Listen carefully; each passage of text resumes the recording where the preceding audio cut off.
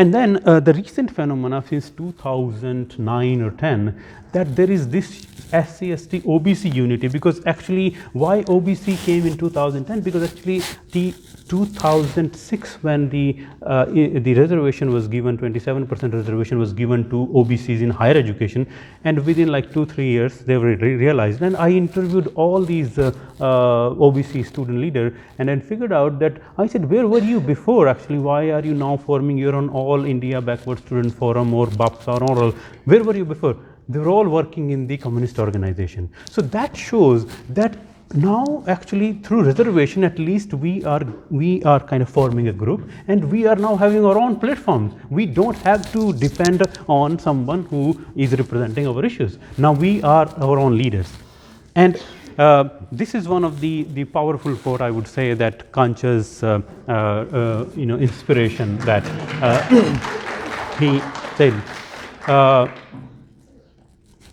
And while I was doing my field work, that was the first time they started in 2013, started celebrating Asura festivals in FLU. And they said, why, as you said, black, why, black is beautiful. They said, why black or someone who is actually dark skinned are always considered Asura. So they started celebrating. If you see all these faces, so it was a Asura week. So each day was devoted to, say, Ravana, then Hidimba, then Shurpanakha, all these characters which are presented as demon in cultural assertion. And then this is a photo from a beef festival where Professor Kanchalai is also there, and yeah, you were also there. You were there. So, and this is the way actually people, and as a result, what happened? You see the result.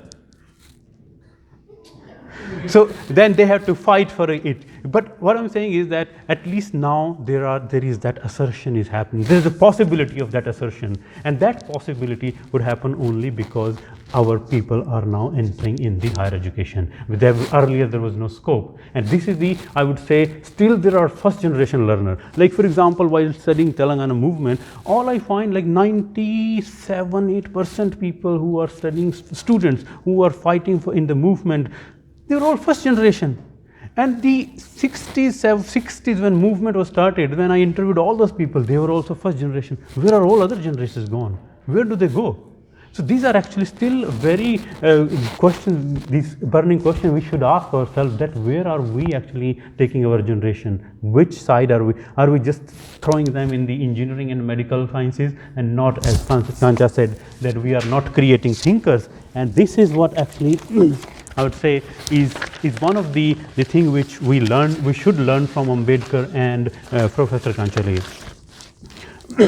And now with this one, with this unity which I was talking about between OBC and SC, now this is a new organization which is actually doing a tremendous job in campuses like JNU, and these organizations are setting a new path for the future generation. And this is so. This poster you see on that side, it's a poster from 2010. Here, why I want to show that it is not that just campuses are something which are cut off from society, or they are not island. It's not that all the ideas are merging within campus itself. This emerged outside, and then it came to campus. So it's vice versa, and that's how society should change. That now, say, we are bringing this idea. So in other words, that this hallway of academics should go to the masses. It should not remain here, and that's what the message of these conferences.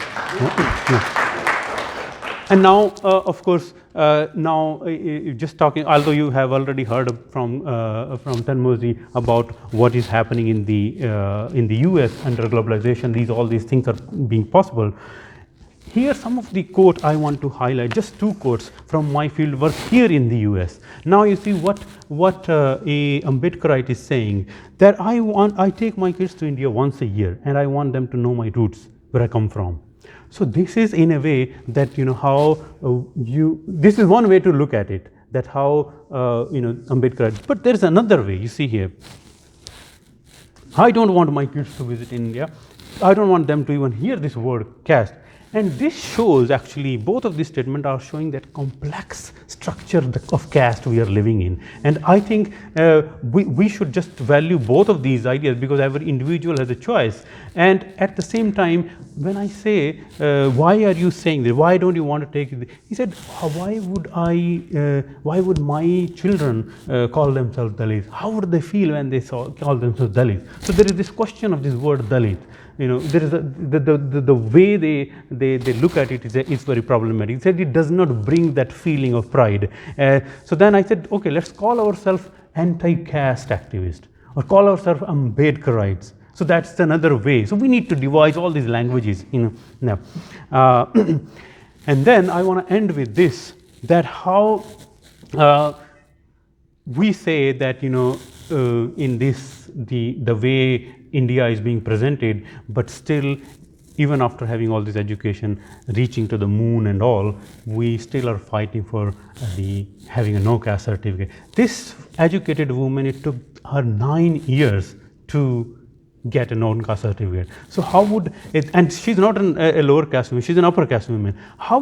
What is the challenge actually? This is I think this is where we should think more, that what is the future step? How should we do the policy change at the policy level? What should we do actually for our next generation, that are we just giving them this Dalit identity? So this is the question I think we should end with, and Jai Bhim again. Thank you.